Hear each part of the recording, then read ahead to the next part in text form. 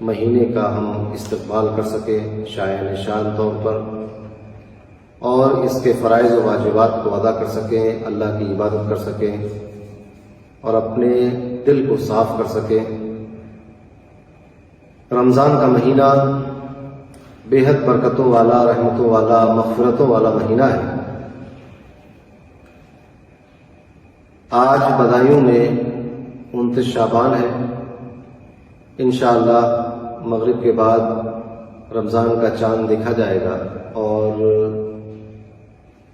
جیسا کہ ہم سب جانتے ہیں کہ آج کل پوری دنیا ایک ایسی بیماری سے جوجھ رہی ہے جس کا علاج ہمارے پاس نہیں ہے بظاہر۔ ہندوستان میں بھی بہت صورتحال دیگرگوں ہے،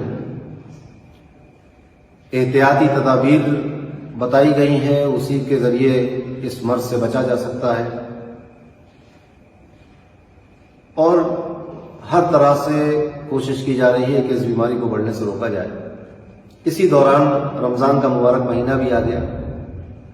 بہت سی چیزیں ایسی ہوتی ہیں جس کو ہم سمجھ نہیں پاتے، اور ان باتوں میں یا ان چیزوں میں کیا حکمت ہوتی ہے وہ ہماری عقل سے ماورا ہوا کرتی ہے۔ بظاہر تو ایسا لگ رہا ہے کہ ہم سب بہت پریشان ہیں، رمضان کا مہینہ آ گیا تو کیسے رمضان کے مہینے کو ہم اس میں داخل ہوں، اس کو کیسے اس کا استقبال کریں، اور کس طرح اپنی عبادتوں کو، ریاضتوں کو اور فرائض و واجبات کو کس طرح ادا کریں۔ یہ بڑا مسئلہ ہے اور اس پر بہت گفتگو بھی ہو رہی ہے۔ پہلی بات تو یہ ہے کہ اس بیماری کی وجہ سے ہمارے مذہبی امور پر کوئی فرق نہیں پڑتا۔ مثلا اگر مسجدیں بند ہیں تو کیا ہم اپنے فرائض و واجبات ادا کر پا رہے ہیں یا نہیں؟ جواب دیا جائے گا کہ اگر مسجدیں بند ہیں تو آپ اپنے گھروں میں اپنے فرائض و واجبات کو ادا کریں۔ یہ دین فطرت ہے، اللہ کا دین ہے، رسول اللہ صلی اللہ علیہ وسلم اس دین کو لے کر آئے۔ اس دین کی سب سے خاص بات یہ ہے کہ یہ آفاقی مذہب ہے، اور ہر طرح کے انسان کے لیے اور ہر طرح کی سچویشن اور ہر طرح کے حالات کے لیے یہ دین ہے۔ یعنی ایسا وقت نہیں ہو سکتا کہ جس وقت میں کوئی ایسے معاملات ہوں کہ جن معاملات کے سامنے یہ دین بے بس اور لاچار نظر آئے۔ یہ دین اللہ تبارک و تعالیٰ نے اس کے بارے میں ارشاد فرمایا، ان الدین عند اللہ الاسلام، اور دوسرے مقام پر ارشاد فرمایا لیظہرہ علی الدین کلہ، یعنی یہ تمام ادیان پر غالب آ جائے گا، اس کو غالب کر دیا جائے گا۔ یہ اپنی برتری ہر دور میں اپنی برتری کو منوائے گا۔ یعنی کوئی ایسی حالت نہیں ہوتی کہ جس حالت میں ہم اپنے دین پر یا دین کے احکامات پر یا اللہ اور رسول کے فرمان پر عمل نہ کر سکیں۔ مسجدیں بند ہیں، باجماعت تراویح نہیں ہو سکتی مسجد میں، تو اب ہمیں ایک دین کا حکم ملتا ہے کہ ہم اپنے گھروں میں تراویح کی نماز کا اہتمام کر لیں۔ جس طرح ہم اپنے گھروں میں فرائض یعنی فرض نمازیں ادا کر رہے ہیں، اسی طرح تراویح کی نماز اپنے گھروں میں ادا کریں۔ گھر کے اندر اگر 3-4 افراد ہیں بالغ تو وہ تراویح کی جماعت بھی کر سکتے ہیں۔ تراویح پڑھنا سنت ہے اور جماعت کے ساتھ پڑھنا سنت کفایہ ہے۔ تو انشاءاللہ جامع مسجد میں 3 لوگ اس سنت کفایہ کو ادا کریں گے اور پورے شہر کی جانب سے یہ سنت ادا ہو جائے گی۔ باقی تمام مسلمان اپنے اپنے گھروں میں تراویح کا اہتمام کریں۔ جس آیت کریمہ کی تلاوت کرنے کا شرف حاصل کیا اس میں اللہ تبارک و تعالیٰ ارشاد فرماتا ہے، اے ایمان والو دین میں پورے داخل ہو جاؤ، اور شیطان کی اتباع نہ کرو، اس کے نقش قدم پہ نہ چلو، اس کی پیروی نہ کرو، اس کا کہا نہ مانو، اس کے بندے میں نہ پھنسو۔ تو اللہ تبارک و تعالیٰ نے اس آیت کریمہ میں یہ پیغام دیا کہ دین میں مکمل داخل ہو جاؤ۔ دین میں مکمل داخل ہونے کا مطلب اب یہاں اگر اس کو تفصیل سے بیان کروں تو وقت کی دامن میں اتنی گنجائش نہیں ہے، یہ مختصر وقت ہے۔ اللہ تبارک و تعالیٰ نے مخاطب کیا ایمان والوں کو، یا ایھا الذین آمنوا ادخلوا فی السلم کافہ، اے ایمان والوں دین میں مکمل اور پورے داخل ہو جاؤ۔ اب دین میں مکمل طور پر داخل ہونا کس طرح ممکن ہو سکتا ہے اور اس کا کیا راستہ ہے؟ تو ایک بنیادی بات یہ سمجھ لیں کہ دین کے ہر حکم کو، شریعت کے تمام احکامات کو مان لینا اور اس پر عمل کرنا، یہ دین میں مکمل داخل ہونے کے مترادف ہے۔ شریعت مطہرہ پر عمل کرنا، یہاں پر ایک بات بہت غور کرنے کی ہے کہ دو طرح کے احکامات ہیں، ایک کو اوامر کہا جاتا ہے، دوسرے کو نواہی کہا جاتا ہے، یعنی ایک ایسا کرو اور دوسرا ایسا نہ کرو، اس سے رک جاؤ۔ تو جو احکامات ہیں یعنی اوامر و نواہی ہیں، ان پر ہمیں عمل کرنا ہے، جن سے ہمیں اجتناب کرنا ہے، بچنا ہے، ان سے ہر حال میں بچنا ہے، اور جن پر عمل کرنا ہے ان پر ہر حال میں عمل کرنا ہے۔ جس طرح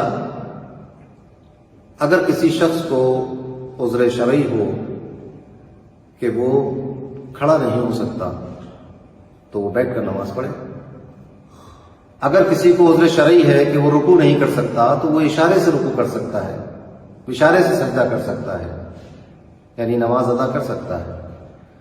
وضو کے لیے پانی نہ ہو اور اس کی شرائط مفقود ہو جائیں تو پھر آپ تیمم بھی کر سکتے ہیں۔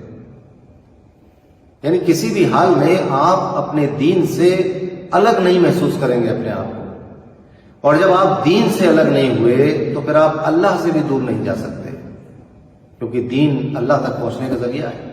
جتنا دین سے قریب ہوں گے اتنا اللہ اور اس کی رضا سے قریب ہوں گے، اس کی پسندیدگی سے قریب ہوں گے۔ دوسری چیز یہ کہ دین میں مکمل داخل ہو جاؤ اور شیطان کے نقش قدم پہ نہ چلو۔ علماء فرماتے ہیں کہ آیت کریمہ کا پہلا حصہ اوامر سے متعلق ہے اور دوسرا حصہ نواہی سے متعلق ہے۔ دین میں مکمل داخل ہو جاؤ یعنی جتنے احکامات ہیں کرنے والے ان کو کرو، اور شیطان کے نقش قدم پہ نہ چلو۔ اس کا مطلب یہ ہے کہ جو بچنے کی چیزیں ہیں ان سے بچیے، جو حرام ہے، مکروہ ہے، جن کو نہیں کرنا ہے، جن سے رکنے کا حکم آیا ہے ان سے رک جانا چاہیے۔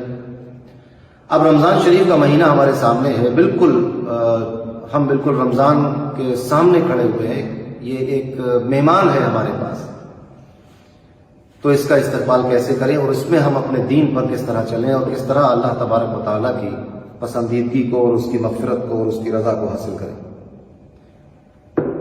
تو رمضان شریف میں وہ جو فرائض و واجبات ہمارے اوپر رمضان سے پہلے تھے وہ تو ہے ہی، مزید اس میں روزے بھی ہمیں رکھنا ہوتے ہیں۔ روزے کا مطلب یہ ہوتا ہے کہ ہمیں کھانا پینا نہیں ہے،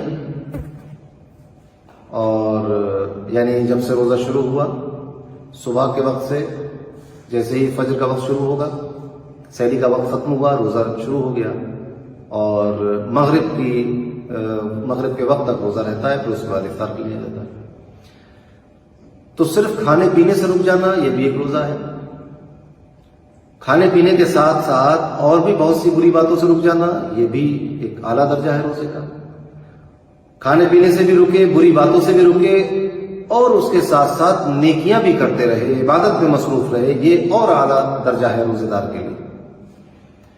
تو ہمیں چاہیے کہ ہم رمضان شریف کو اس طرح گزاریں کہ ہمارے واجبات اور فرائض ادا ہوتے رہیں، سنتوں پر عمل ہوتا رہے، اور ہماری ایک تربیت ہو جائے کہ آئندہ پورا سال ہم کس طرح زندگی گزاریں گے۔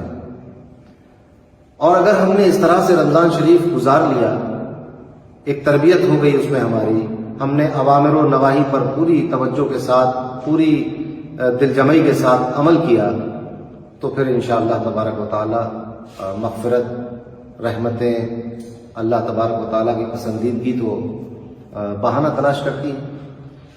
بہت ممکن ہے کہ اللہ تبارک و تعالیٰ ہم سے خوش ہو کر اس بیماری سے ہمیں نجات عطا فرما دے۔ کچھ لوگوں نے یہ بھی کہا کہ یہ بیماری ہے اور اس سے صرف ڈاکٹرز اور سائنٹسٹ ہی نجات دے سکتے ہیں۔ یہ ان لوگوں کا اپنا نظریہ ہوگا ہمارا نظریہ یہ ہے کہ بالکل ڈاکٹرز اور سائنٹسٹ اس کا حل تلاش کر رہے ہیں اور اس کی دوا بنا لیں گے تو اس سے اللہ تبارک و تعالیٰ شفا دے گا. مگر یہاں یہ بیان کرنا بے حد ضروری ہے کہ علم کلام میں ایک مسئلہ یہ بیان کیا جاتا ہے کہ ترک الاسباب جہالت والاعتماد علیہا کفر. اسباب کو ترک کر دینا جہالت ہے اور اس پر اعتماد کر لینا کفر ہے. اعتماد کرنے کا مطلب اور ترک کرنے کا مطلب کیا ہے؟ مطلب یہ کہ اگر کسی کو بخار آ جائے اور وہ یہ کہے کہ میں کوئی دوا نہیں لوں گا، کوئی علاج نہیں کروں گا، سب کچھ چھوڑ دے، تو یہ جہالت کی بات ہے، عقل مندی کی بات نہیں. اور اس پر اعتماد کر لینا کا مطلب یہ ہے کہ کوئی شخص یہ سمجھ لے کہ یہ دوا ہی شفا دینے والی ہے اور اس علاج ہی کے ذریعے شفا ملتی ہے، اس کے علاوہ شفا اور فائدہ کوئی نہیں دیتا. یہ کفر ہے. شفا اور فائدہ اللہ تبارک و تعالیٰ دیتا ہے، اس کے علاوہ اور کوئی نہیں جو اس بیماری سے یا کسی بھی بیماری سے نجات دے سکے. قرآن شریف کی آیت ہے فَإِذَا مَرِضْتُ فَهُوَ يَشْفِينِ. جب میں بیمار ہوتا ہوں تو وہی مجھے شفا دیتا ہے، یعنی اللہ مجھے صحیح کر دیتا ہے. تو ہمیں دین میں مکمل داخل ہونا ہے، دین کی ہر بات کو ماننا ہے، اس پر عمل کرنا ہے اور شیطان کے نقش قدم سے دور رہنا ہے. یہ ہمارا طریقہ ہونا چاہیے رمضان کا استقبال کرنے کے لیے. ہم ایک وعدہ کر لیں اپنے آپ سے کہ ہم اس مہینے میں اس طرح زندگی گزاریں گے جس طرح اللہ اور اس کا رسول زندگی چاہتا ہے کہ ہم زندگی گزاریں. وقت بہت مختصر ہے. انشاءاللہ اگلے جمعے کو، یہ تو ایک تمہیدی طور پر گفتگو تھی، اگلے جمعے سے انشاءاللہ اس بات کا اہتمام کیا جائے گا کہ ہم یہ قرآن اور سنت میں یہ تلاش کریں کہ کس طرح اللہ کے رسول صلی اللہ علیہ وسلم نے رمضان گزارے، ان کے اصحاب نے کس طرح رمضان گزارے اور کس طرح رمضان شریف کا اہتمام کرنے کا حکم دیا گیا، اور اسلام میں رمضان کی اور رمضان کے دن و رات کی یعنی شب و روز کی کیا اہمیت ہے. اور پھر بتدریج جس طرح یہ گفتگو آگے جاری رہے گی، پھر شب قدر کے بارے میں بات ہوگی، تو ایک بتدریج انشاءاللہ گفتگو ہوتی رہے گی. مگر آج ہمیں یہ طے کرنا ہے کہ ہم رمضان میں داخل ہونے والے ہیں، رمضان آنے والا ہے اور یہ ہمارے پاس ایک مہمان ہے. تو میں اس پر آخر میں توجہ چاہتا ہوں آپ کی کہ یہ ایک مہمان ہے ہمارے پاس. کہاں سے آیا یہ مہمان؟ کس نے بھیجا اس مہمان کو اور کس کے پاس آیا ہے؟ یہ ایک مہمان ہے، کچھ دنوں رہے گا پھر چلا جائے گا. تو جب مہمان ہمارے گھر آتا ہے، کوئی شخص یا کوئی بھی ہمارے یہاں آتا ہے، تو ہم اس کی اہمیت کا اندازہ کر لیتے ہیں اس سے کہ اس کو بھیجا کس نے. اگر کسی بادشاہ نے اس کو بھیجا ہے، کسی حاکم نے اس کو بھیجا ہے، کسی بڑے رتبے والے نے اس کو بھیجا ہے، تو اس کی آؤ بھگت ویسی ہوتی. اور اگر وہ اپنے آپ آ گیا ہے یا کسی چھوٹے موٹے انسان نے اس کو بھیجا ہے تو اس کی مہمان نوازی اس طرح ہوگی. اب آپ دیکھیں کہ رمضان کو کس نے بھیجا ہے؟ اللہ تبارک و تعالیٰ کی جانب سے آیا ہے. تو اس رمضان کو ہماری طرف بھیجنے والا اللہ ہے، تو پھر اس مہینے کی اہمیت کتنی بڑھ جاتی ہے، اس پر ہمیں غور کرنا چاہیے. رمضان شریف کا استقبال کریں اور رمضان کا اہتمام کریں. رمضان میں دیکھیے روزہ رکھیں گے، اس کا بھی خیال رکھیں کہ ہمارے آس پڑوس میں لوگوں کے پاس سحری اور افطار کا انتظام ہے یا نہیں. اس کا بھی خیال رکھنا بے حد ضروری ہے، بلکہ آج کے دور میں تو واجب ہو گیا ہے ہمارے اوپر. دوسرا یہ کہ کوئی ایسی حرکت نہ کرے جس سے ہمارے روزے خراب ہوں اور یا پھر دوسروں کے روزے خراب ہوں، یا اس رمضان کے مہینے میں کوئی بدمزگی پیدا ہو. اس بات کا خیال رکھیں کہ قانون کا پالن کریں، اس کو زیادہ سے زیادہ اس کی حفاظت کریں، قانون نہ توڑیں. اور اگر کوئی پریشانی آپ کو لاحق ہوتی ہے، ضلع بدایوں کے لیے عرض کر رہا ہوں کہ اگر کسی قسم کی کوئی پریشانی ہے تو آپ خانقاہ سے رابطہ کریں. آپ لوگوں کے پاس نمبر ہوں گے، نہیں ہوں گے تو ہماری خانقاہ کے پیج پر، جو فیس بک پر پیج ہے، اس پر خانقاہ کے کچھ نمبر دیے گئے تھے، وہاں سے وہ لے لیں. کوئی کسی قسم کی پریشانی ہو تو اطلاع کریں، انشاءاللہ کوشش کی جائے گی کہ وہ پریشانی دور کی جائے. اور دعا کرتے رہیں اپنے اپنے گھروں میں رہ کر کہ اللہ تبارک و تعالیٰ خیر کا معاملہ فرما دے اور ہمیں دین میں مضبوطی کے ساتھ مکمل داخل ہونے کی توفیق عطا فرمائے. شیطان کے چکر میں پڑنے سے ہمیں روک لے اور ہندوستان کی اور پوری دنیا کی حفاظت فرمائے، آمین برحمتک یا ارحم الراحمین، وآخر دعوانا الحمدللہ رب العالمین والصلاۃ۔